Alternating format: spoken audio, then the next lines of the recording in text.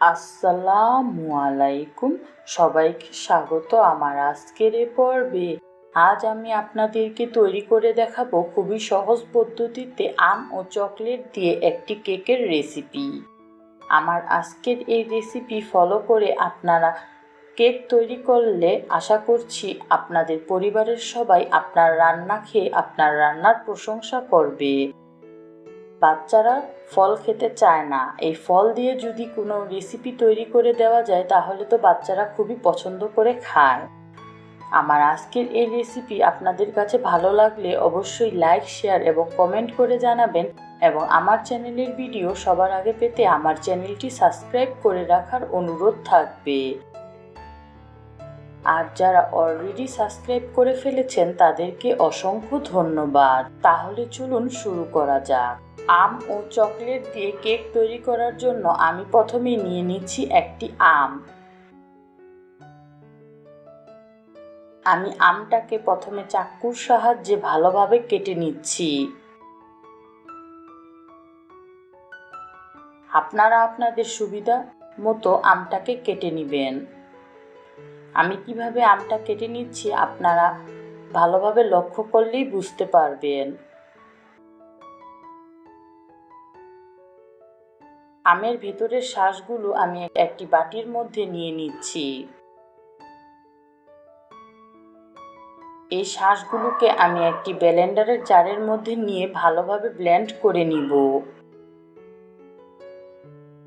আমি এখানে কোনো পানি ছাড়াই ব্লেন্ড করে নিয়েছি। তারপর আমি একটি ব্লেন্ডারের জারের মধ্যে ভেঙে নিচ্ছি দুটি ডিম।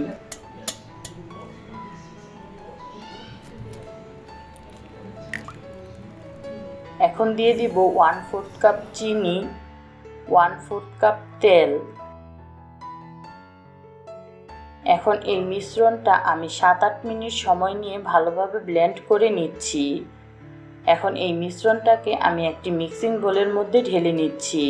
তারপর দিয়ে দিব 1/4 কাপ আগে থেকে তৈরি করে রাখা ম্যাঙ্গো পিউরি। এখন দিয়ে দিচ্ছি ম্যাঙ্গো এসেন্স, আপনারা এখানে ভ্যানিলা এসেন্সও ব্যবহার করতে পারেন। এখন আমি এই মিশ্রণটা ভালোভাবে ফেটিয়ে নিচ্ছি।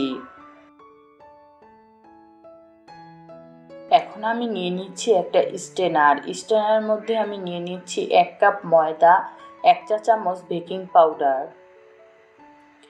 এখন এই শুকনো উপকরণগুলো আমি ভালোভাবে চেলে নিচ্ছি।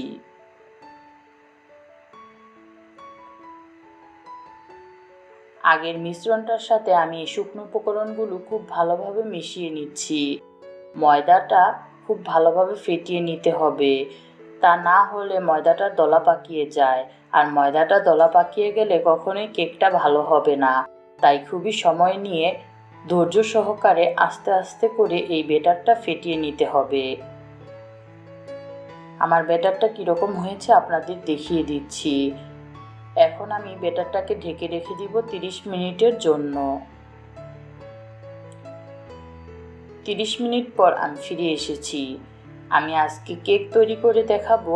আমরা বাসায় যে রেগুলার চায়ের কাপ ব্যবহার করি ওই চায়ের কাপগুলো দিয়ে কেক তৈরি করে।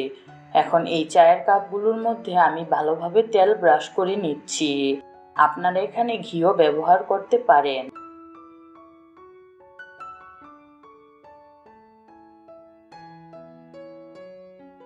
আমার সবগুলো কাপে ভালোভাবে তেল ব্রাশ করা হয়ে গেছে। এখন আমি আগে থেকে তৈরি করে রাখা কেকের ব্যাটারগুলো সমান 4 ভাগ করে 4টি কাপের মধ্যে দিয়ে দিচ্ছি।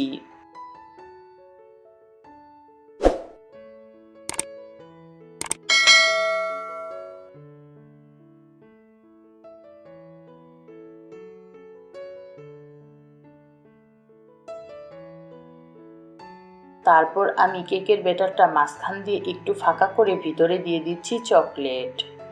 আপনারা এখানে যে কোনো ব্র্যান্ডেরই চকলেট ব্যবহার করতে পারেন, এমনকি চকলেট নাও ব্যবহার করতে পারেন। চকলেট যদি না দেন তাহলে এখানে কিছু আম কুচি করে দিয়ে দিবেন।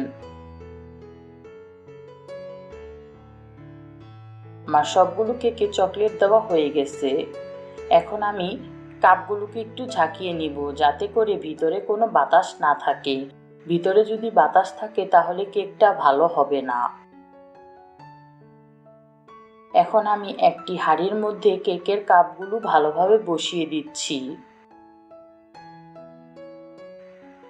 তারপর ঢাকনা দিয়ে রেখে দিব 15-20 মিনিটের জন্য, এবং ঢাকনার মধ্যে যদি কোনো ছিদ্র থাকে তা টিস্যু পেপার দিয়ে বন্ধ করে দিবেন।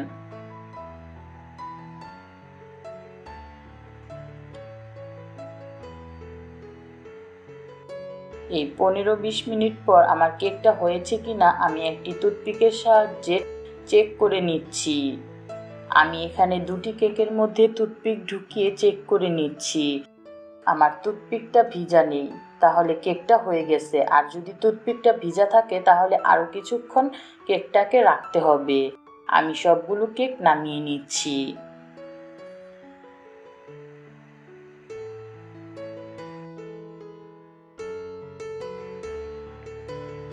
এখন আমি কেকের উপর আমের কাপ দিয়ে কেকটাকে একটু ডেকোরেশন করে নিচ্ছি। আমি এখানে সরাসরি আমের কাপ ব্যবহার করছি। আপনারা চাইলে আমের কাপ চিনি দিয়ে জাল দিয়ে তারপরও ব্যবহার করতে পারেন। এখানে সরাসরি আমের কাপটা ব্যবহার করাই ভালো। আমি এভাবে সবগুলো কেক ডেকোরেশন করে নিচ্ছি। আল্লাহ হাফেজ।